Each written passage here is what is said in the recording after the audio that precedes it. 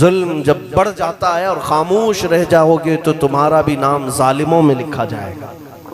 जुल्म करने वाला ही गुनहगार नहीं, जुल्म सहकर खामोश रहने वाला अपनी पिछले नस्लों को तबाह कर रहा है, बुज़दिल बना रहा है।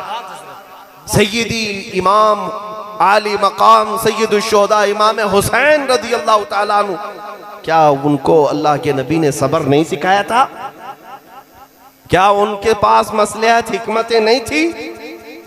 वो सब्र के पैकर थे, मसलहत और हिकमत सब जानने वाले थे।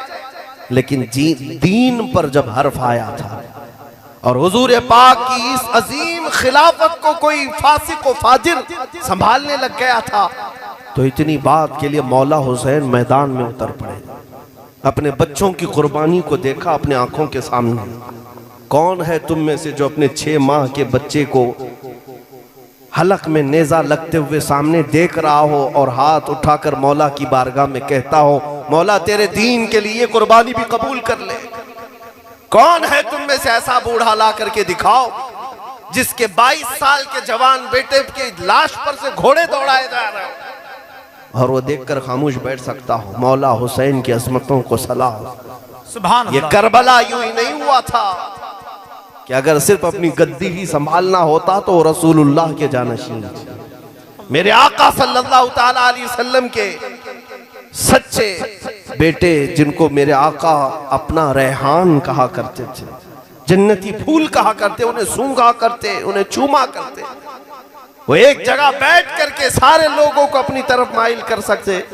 मैदान में उतर करके उन्होंने ये एक बात बताई कि जब तबीयत खराब हो तो सदका देकर जान बचा लो, और जब दीन पर कोई बात आए तो जान देकर अपना दीन बचा लो। हाँ, जब दीन पर बात आए तो जान देकर दीन की हिफाजत की जाएगी।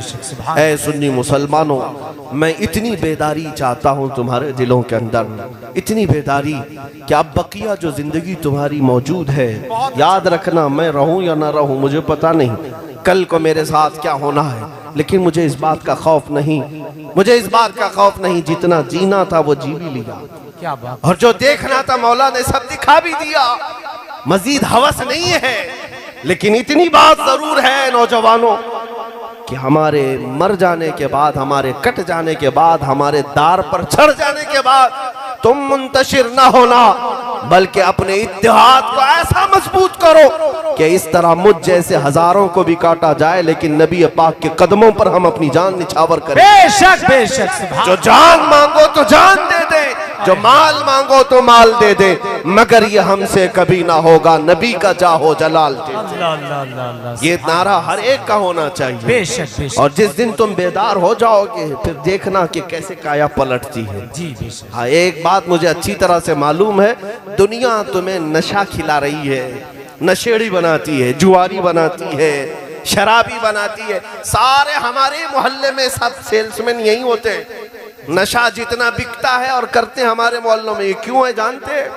ये दीदा और दानिस्ता खास प्लानिंग के साथ होता है कि अगर ये बच्चे जब तक नशा करते रहेंगे हमारी कुर्सियां महफूज रहेंगी। हाँ, ये राज की बात मैं आपको बता रहा हूँ। एक बादशाह ने अपने वजीर से पूछा, मैं लंबी देर तक कुर्सी चलाना चाहता हूँ तो रियाया को क्या क्या इनाम दूं? राशन फ्री कर दूं, रोजाना इनको पैसे बांटूं, सब खुश रहेंगे तो मेरी कुर्सी ज्यादा दिन तक चलेगी। वजीर ने कहा, जितना भी खिलाओगे कोई ना कोई उठेगा। फिर क्या? उस वजीर ने कहा कि इनको नशा खिलाओ, इनको नस्वार की आदत डाल दो, ये नशा करते करते ऐसे थक जाएंगे तुम्हारी कुर्सी का उन्हें एहसास भी नहीं होगा, तुम अपनी गद्दी पर महफूज रहो। ये जालिम दुनिया यही चाहती है कि अगर इनको पता है पूरी दुनिया में अगर गरम खून किसी का है तो मोहम्मद अरबी के शेरों का ही। क्या बात है, जिंदाबाद जिंदाबाद। रसूल पाक सल्लल्लाहु ताला अलैहि वसल्लम के इन गुलामों का ही है।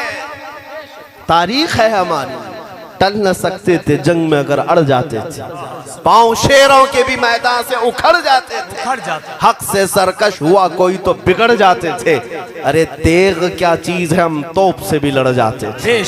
ये तारीख है और दुनिया ये जानती है। इसलिए तुम्हें जब तक वो सुला सकती है सुलाएगी, जब तक तुम्हें गाफिल कर सकती गाफिल करेगी।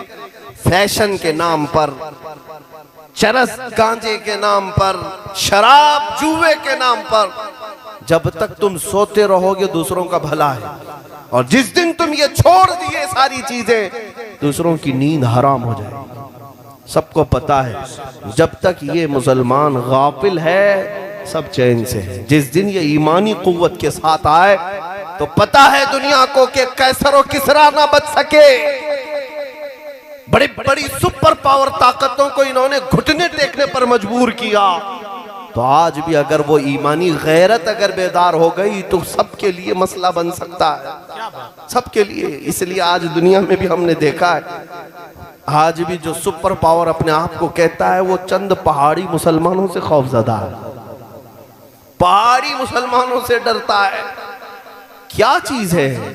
कोई तो चीज होगी। इसीलिए इकबाल ने कहा है कुछ बात तो है कि मिटती नहीं हस्ती हमारी, कुछ बात तो है कि मिटती नहीं हस्ती हमारी, सदियों रहा है दुश्मन दौरे ज़मा हमारा। और इकबाल ये कहता है तौहीद की अमानत सीनों में है हमारे, आसान नहीं मिटाना नामो निशा हमारा। सुनो कान खोलकर, यूनान और मिस्र और रोमा सब मिट गए जहां से, यूनान और मिस्र और रोमा सब मिट गए जहां से, बाकी मगर है अब तक नामो निशा हमारा। अल्हम्दुलिल्लाह ये बाकी है। इसलिए मैं नौजवानों से आज अपील करूंगा, जिन बच्चों ने आज लब्बैक के नारे लगाए, इनकी बेदारी देखा तो उम्मीदें जाग गई। उलमा का ये मेंबर सजाया तो अब सिर्फ और सिर्फ इसको फॉर्मेलिटी के तौर पर जलसे मत करो कि जलसा सजाना है, लाइट लगाना है, स्टेज सजाना है, कुछ लोगों को बुलाना है, नजराने देना है, पैसे उड़ाना है। ये फॉर्मेलिटी नहीं, बल्कि आप अगर जलसा हो तो इस नीयत के साथ कि जब जितने यहाँ पर आएंगे और सब आशिक रसूल बनकर निकलेंगे, आने वाले भी और सुनने वाले भी ये जज्बा लेकर के जाएंगे कि इस मजमे के बाद इस जलसे से उठेंगे तो ये अहद करके उठेंगे, गाने बाजे छोड़ देंगे, जुआ नशा छोड़ देंगे, और जितनी गफलत थी सब छोड़ देंगे।